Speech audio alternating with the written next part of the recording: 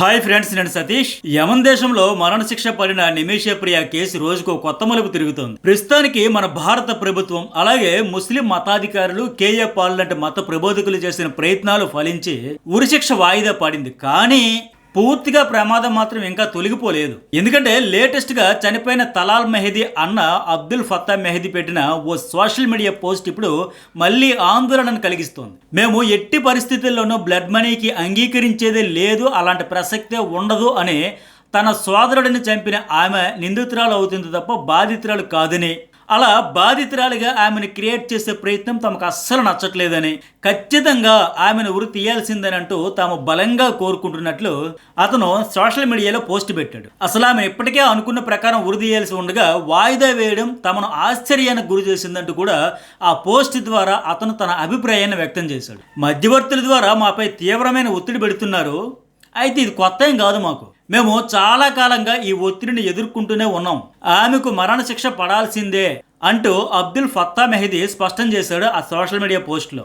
అతను చెప్పిన ఈ చివరి మాట ద్వారా ఒక్క విషయం అయితే స్పష్టంగా మనకు అర్థమైంది. నిమిష ప్రియను రక్షించేందుకు తీవ్ర స్థాయిలోనే మన ప్రభుత్వంతో పాటు ముస్లిం క్రిస్టియన్ పెద్దలు ప్రయత్నం చేస్తున్నారని, కాకపోతే ఇక్కడ చనిపోయిన తలాల్ కుటుంబమే డబ్బులు తీసుకునేందుకు ససేమెరా అంటోంది అనే విషయంలో ఫుల్ క్లారిటీ వచ్చింది. వాస్తవానికి ఈ కుటుంబం కొన్నాళ్ళ కిందటే బ్లడ్ మనీ తీసుకునేదానికి క్షమాభిక్ష పెట్టేందుకు అంగీకారం తెలిపింది. బట్ ఆ తర్వాత ఓ అడ్వకేట్ చేసిన నిర్వాకంతో అత్యాశతో ఆయన ముందు నా ఫీజు చెల్లిస్తేనే ఈ కేసును ముందుకు తీసుకెళ్తా ఈ చర్చలు కొనసాగిస్తానని మొండుబాటు పట్టడంతో ఇప్పుడు వాళ్ళు కూడా మాకు డబ్బులు వద్దు, ఉరిశిక్ష అమలు చేయాలంటూ పట్టుబట్టి మరీ కూర్చున్నారు. ఇక్కడ మనకు అర్థమైన మరో వాస్తవం ఏంటంటే కేంద్ర ప్రభుత్వం చేసిన ప్రయత్నం వల్లే తాజాగా ఉరిని వాయిదా వేశారు. అంతే తప్ప తలాల్ కుటుంబం బ్లడ్ మనీ తీసుకునేందుకు ముందుకు వచ్చింది అనేది కాదని తేలిపోయింది. ఎందుకంటే లేటెస్ట్ గా సెంట్రల్ గవర్నమెంట్ ఓ విషయాన్ని బయటపెట్టింది. నిమిష ప్రియ మరణశిక్షను వాయిదా వేయించేందుకు భారత ఫారెన్ అఫైర్స్ మినిస్ట్రీ నుంచి యెమెన్ జైలు అధికారులు ప్రాసిక్యూషన్ కార్యాలయంతో నిరంతరం సంప్రదింపులు చేస్తూనే ఉన్నారు.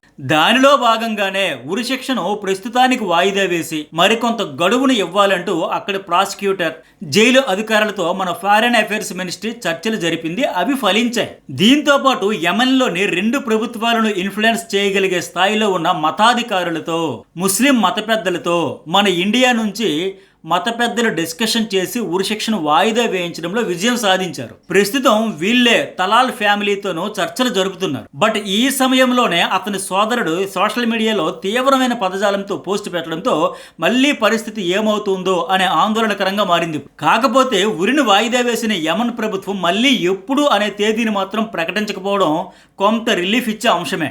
అప్పటిలోగా తలాల్ ఫ్యామిలీని ఒప్పించేందుకు అవకాశం ఉంది. అయితే 16ను ఉరి తీయాల్సిన నిమిష ప్రియను రక్షించేందుకు కొందరు చేసిన తీవ్ర ప్రయత్నాలతో ఆఖరి గడియల్లో అద్భుతం జరిగేలా చేశాయి. అందుకే కేవలం కొన్ని గంటల సమయం ఉండగానే నిమిష ప్రియకు మరణశిక్ష వాయిదా పడింది. ఇంకా ఇక్కడ తెలుసుకోవాల్సిన కీలకమైన పాయింట్ ఏంటంటే 2017లో నిమిష ప్రియకు ఉరిశిక్ష పడితే ఇప్పటికి సరిగ్గా 9 ఏళ్ళు అవుతుంది. ఈ 9 ఏళ్ల సమయం వాయిదాలపై వాయిదాలు వేయించడంలో అనేక మంది కీలక పాత్ర పోషించారు. వాళ్ళలో ప్రధానమైన ఓ 5గురి గురించి ఖచ్చితంగా మనం చెప్పుకోవాలి. ఈ వీడియోలో వాళ్ళు ఎవరు, ఏ ప్రయత్నం చేశారో, అవి ఎలాంటి ఫలితం ఇచ్చాయో క్లియర్ గా చెబుతాను. ఈ వీడియో చూసే ముందు ఒక లైక్ కొట్టి చూడండి, అప్పుడే మరింత మందికి రీచ్ ఉంటుంది. అలాగే ఫస్ట్ టైం చూసే వాళ్ళు సబ్స్క్రైబ్ చేసుకోవడం కూడా మర్చిపోకండి. సబ్స్క్రైబ్ చేసి ఆల్ అనే బటన్ యాక్టివేట్ చేసుకుంటేనే నేను వీడియో అప్లోడ్ చేసిన వెంటనే మీకైతే రీచ్ అవుతుంది.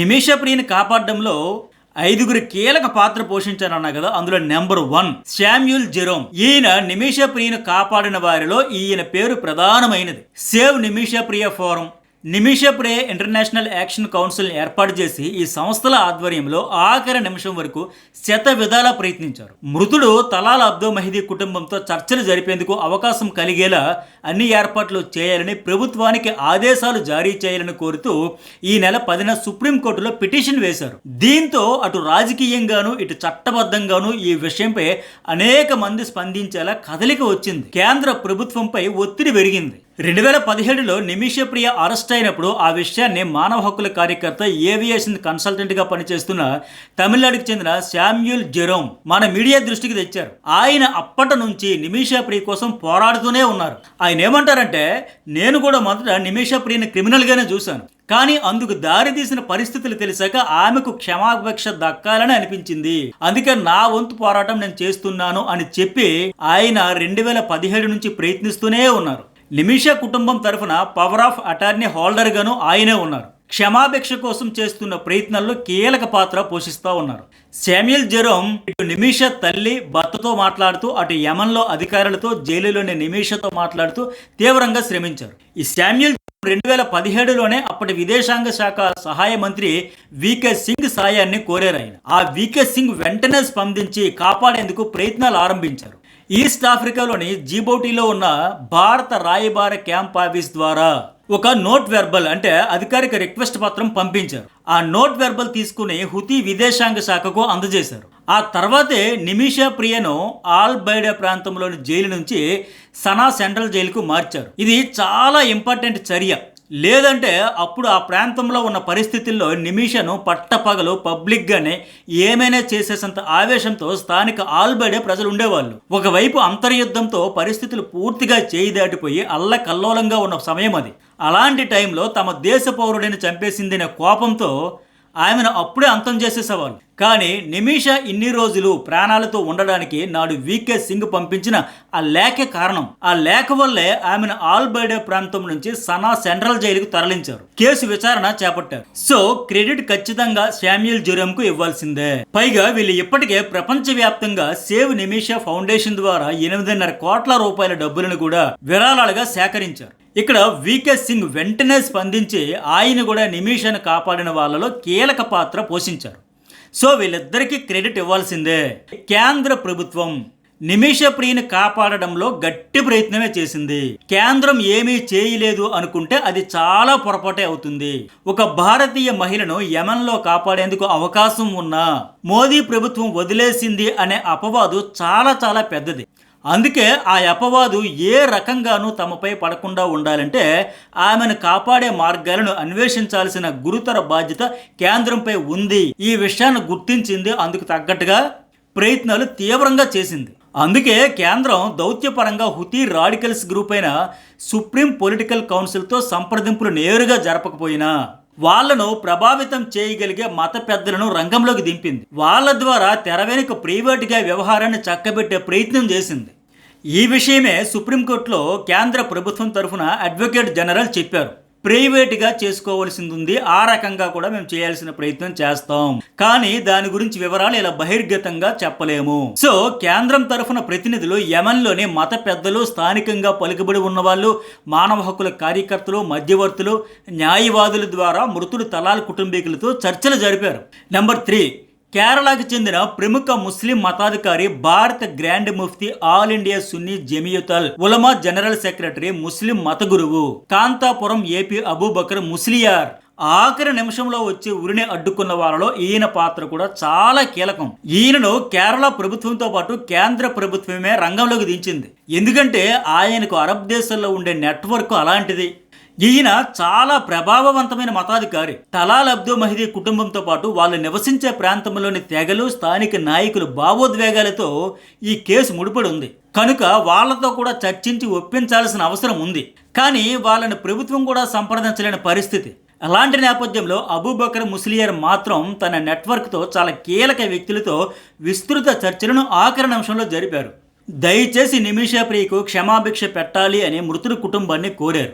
యమన్లో మంచి గౌరవ మర్యాదలు ఉండే ప్రఖ్యాత సూఫీ పండితుడు అయిన షేక్ హబీబ్ ఉమర్ బిన్ హఫీజ్తో ఈయన జరిపిన మధ్యవర్తిత్వం ద్వారానే చర్చలు సఫలమయ్యాయి. షేక్ హబీబ్ ఉమర్ నేతృత్వంలో ఉత్తర యమన్లో అత్యవసర చర్చలు జరిపారు.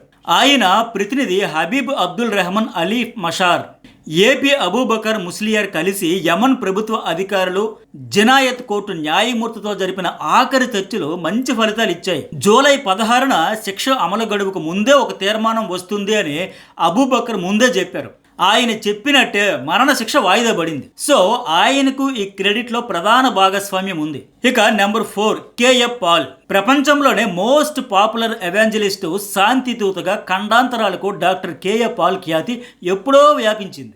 ఎక్కడైనా కష్టం ఉంటే సాయం చేయమని ప్రత్యేకంగా చెప్పాల్సిన అవసరం లేకుండానే కష్టం ఉన్న చోట కేఎఫ్ పాల్ క్షణాల్లో వాలిపోతారు. కొంతమందికి ఆయన కామెడీ పీస్గా కనిపించవచ్చు, కానీ ఆయనకున్న పవర్ఫుల్ నెట్వర్క్ గురించి మాత్రం ఎంత చెప్పినా తక్కువే. ఏ దేశమైనా, ఎంత దూరమైనా, ఎలాంటి క్లిష్ట పరిస్థితుల్లో అయినా అక్కడికి వెళ్ళిపోయే సత్తా కేఎఫ్ పాల్కు ఉంది. అందుకే కేఎఫ్ పాల్ నిమిషప్రియ తరఫున ప్రయత్నాలు ఆరంభించారు. యమన్ వెళ్లారు. గతం నుంచి ఆయనకు గల్ఫ్ దేశాధ్యక్షులతో, మత గురువులతో, మత పెద్దలతో, మతాధికారులతో చాలా సంబంధాలు, మంచి పరిచయాలు ఉన్నాయి. గల్ఫ్ దేశాధ్యక్షులతోనే సమావేశాలు ఏర్పాటు చేసిన చరిత్ర ఆయనకు ఉంది. గల్ఫ్ దేశాధ్యక్షులే ఈయన కోసం ఎదురు చూసిన సందర్భం, చరిత్ర ఆయన సొంతం. సో ప్రస్తుతం ఆయనకున్న ఈ సంబంధాలు, మంచి పరిచయాల ద్వారా వాటన్నింటిని ఉపయోగించి ఉరిని వాయిదా వేయించడానికి కేఎఫ్ పాల్ కూడా ప్రయత్నాలు చేశారు. ఈ విషయం ఆయన కూడా తాజాగా అక్కడ వీడియోలతో పాటు బయటపెట్టారు.